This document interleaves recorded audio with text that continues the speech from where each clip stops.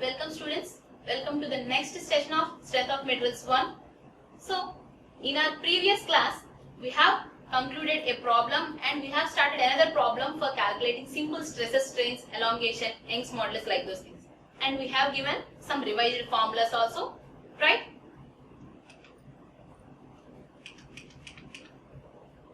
So, in today's class, we are completing that next problem which we have done. A tensile test was conducted on a mild steel bar. Following data has been obtained. Diameter of the steel bar is 3 centimeters. Gauge length. Please don't consider gauge length. What is that? Only where we measure. Gauge is happening. Gauging is measuring. Nothing but gauging. So, in general term for measuring, we say that as gauging. So, how much specimen we are observing, that is our gauge length. So, the gauge length is equal to 20 centimeters and load at elastic limit is 250 kilonewton. Extension at a load of 150 kilonewton is 0.21 millimeters. Maximum load applied is 380 kilonewtons. Total extension is 60 mm. Diameter of the rod at failure is 2.25 centimeters. Determine the Young's modulus of stress at elastic limit and percentage of elongation.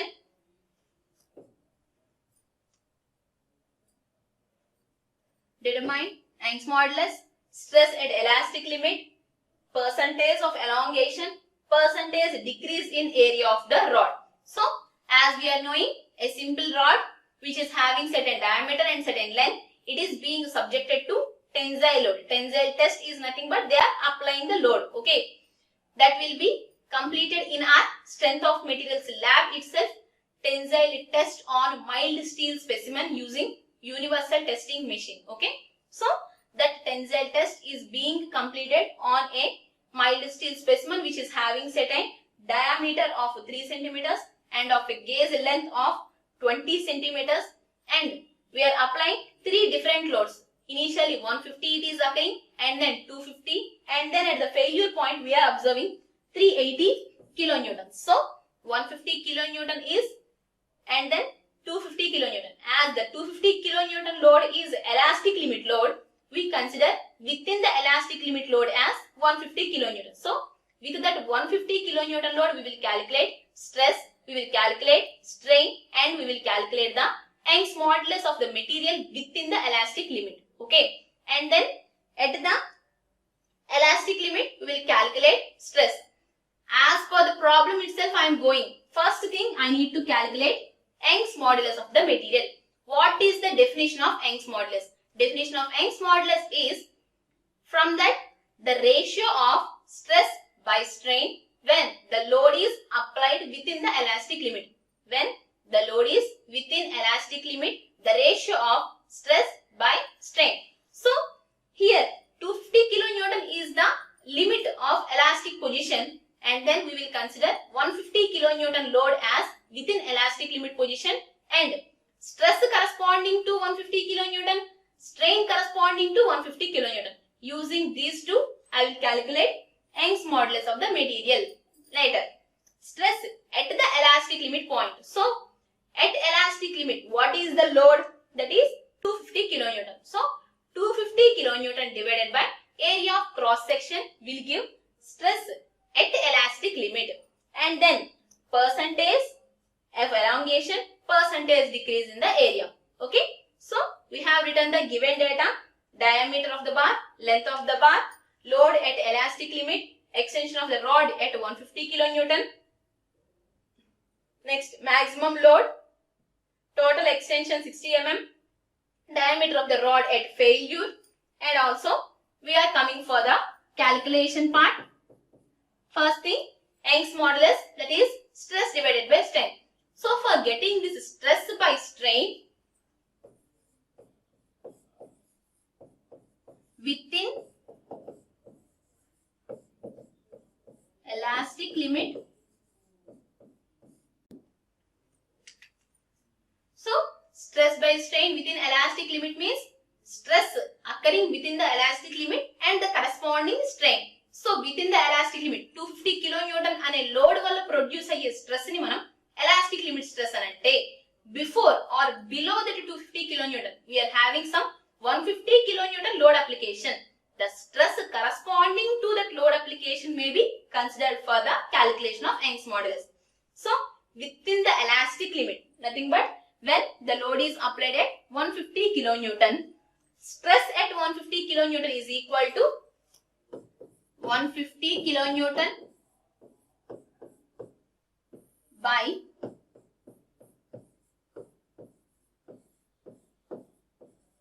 area of cross section of the bar. Don't take that failure position. That failure position will consider last. Only consider the initial diameter of the bar. Okay. At 150 kilonewton, same diameter. At 250 kilonewton, same diameter. Only at that failure position only that load, that area is reducing. Okay. So 150 kilonewton load and area of cross section, load by area and Newton per mm square. I am getting stress at 150 kilonewtons as 212.2 Newton per mm square. And then strain at 150 kilonewtons. Increase in the length occurring at 150 kilonewton load application by original length of the rod.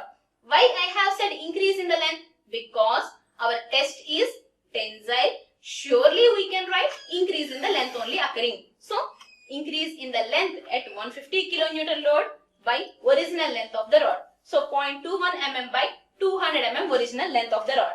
So which is equal to a no dimensional or non-unit or no unit parameter, which is 1.05 into 10 power of minus 3, that is strain occurring at 150 kilonewton. So we have calculated stress occurring at 150 kilonewtons, strain occurring at 150 kilonewtons. Using these two within the elastic limit, we can calculate Young's modulus of the material. Young's modulus of the rod is the ratio of, only for your reference I have given the basic condition also. Young's modulus of the rod is the ratio of stress and strain within the elastic limit. The ratio of stress and strain within elastic limit. In the problem, they have given that load at elastic limit is 250 kilonewton. So, at 150 kilonewton load application, stress will be within the elastic limit. So, these are the points we have repeatedly understanding. So, please go through this. Young's modulus definition means it is the ratio of stress and strain when the load is applied within the elastic limit. In the problem itself, they have given 250 kilonewton load, corresponding stress is elastic limit. Now, I can consider the load as 150 kilonewton is being producing a stress within elastic limit. So, at 150 kilonewton load application, the stress will be within the elastic limit. Now, Young's modulus is equal to, Young's modulus capital E of the rod is equal to stress at 150 kilonewton divided by strain in the rod at 150 kilonewtons. So, how much stress we have observed? 212.2 Newton per mm square. So, 212.2 Newton per mm square is the stress at 150 kilonewton. And then strain at 150 kilonewton is 1.05 into 10 power of minus 3. So, 1.05 into 10 power of minus 3 without units. As it is the strain, there will be no units. Only the units of stress will come as output. The ratio of these two is 2.02 into 10 power of 5 and the units are Newton per mm square. This is Young's modulus of the material. Next, what they have asked to calculate? We need to calculate the stress at elastic limit. Nothing but the stress at the value of 250 kilonewton load. Elastic limit means it is the stress produced at the elastic limit load. So, stress at the elastic limit is equal to stress in the rod at 250 kilonewtons, which is equal to 250 kilonewtons divided by area of 30 mm dia rod. So, 250 into 10 cube newtons divided by 5 by 4 into 30 whole square mm square. Load by area. Like the simple stress, a basic tensile stress, I am writing load by area as stress. So the output is 353.8 Newton per mm square. And the next thing, so in the basic terminology, we know stress that we have calculated. We know strength that we have calculated. Using those two, we have generated Young's modulus. And also, they have asked us to calculate the stress corresponding to 250 kilonewton. That also completed. And the next thing is percentage elongation, percentage reduction in the bar. Okay. So, in the percentage elongation, don't think much. Maybe something is there in percentage elongation. Nothing is there. Only the term strain into 100 is percentage elongation. How? The change in length by original length. What is this? Strain in the bar, right? So, change in length by original length into 100. Into 100 will give percentage elongation. Otherwise, it will give strain. Okay. So, percentage elongation in the rod. How much change in length we need to observe? From initial to final length, how much it has increased? Like they have mentioned as this is the final or total extension of the rod, right? That is the change in length. So, delta L by L into 100, there, that is the total extension of the bar. This is the highest. Initially, it is having 200 millimeter length, and due to the application,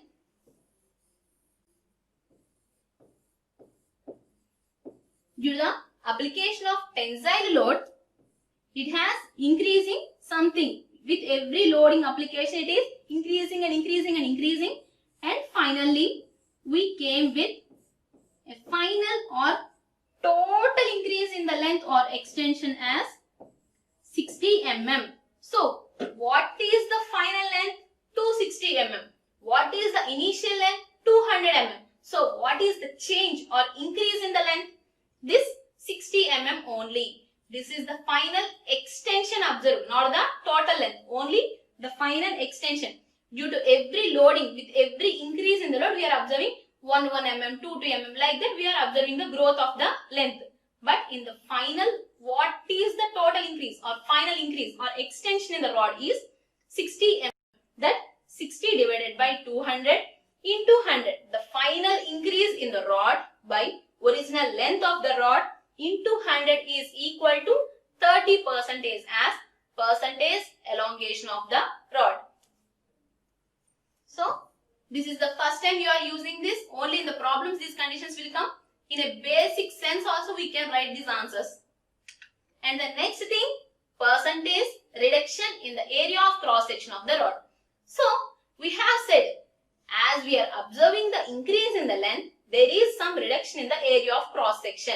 When we observe increase in the length, reduction in area of cross section also will occur. So, percentage reduction in area or percentage decrease in area, whatever the term they use, that is the same condition only.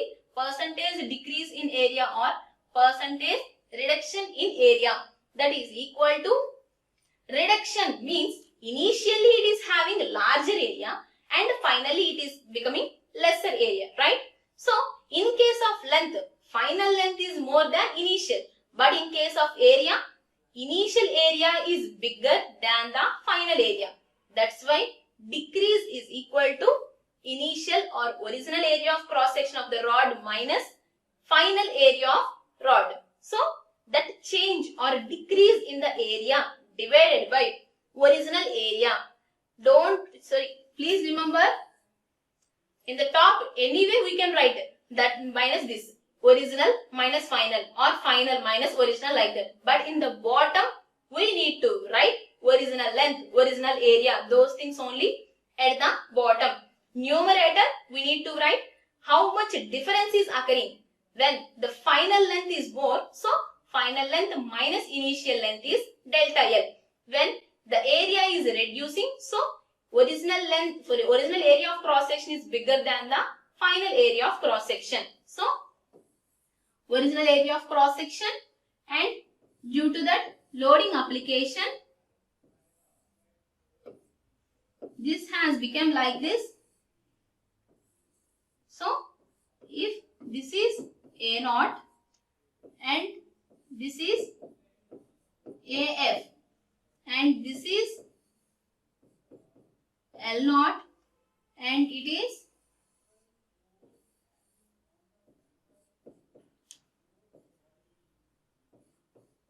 LF. So, initial area of cross section is larger than final area of cross section. Final length is larger than original length of the bar. So, LF minus L naught is delta L. A naught minus AF is difference. But the denominator should be original parameter only. In case of length, by L naught we need to write. In case of area, by area naught we need to write. So, A naught minus AF by A naught into 100. Now, original diameter of the rod. How much they have given? Original dia of the rod. That is 3 centimeters, 30 mm. And at the failure position, 22.5 mm.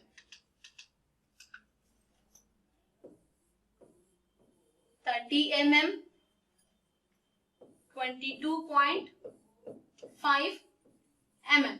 So, areas, initially we are calculating the areas and